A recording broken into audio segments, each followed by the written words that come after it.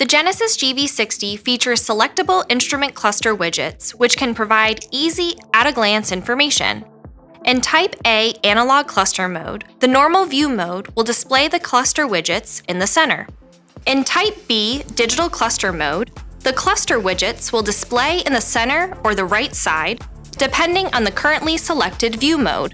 The optical mouse button on the right side of the steering wheel can be pressed to enter into widget mode.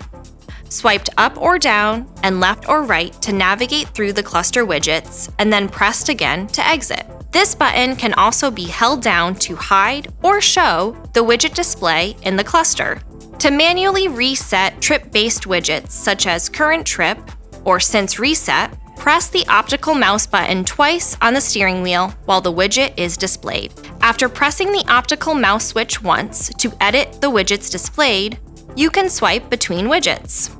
Here you can select such useful widgets as tire pressure monitoring, media, weather, or turn-by-turn directions.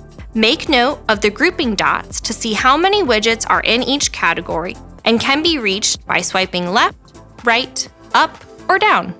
For more information, be sure to explore the how-to videos on the Genesis USA YouTube channel, as well as consult owners.genesis.com and your owner's manual.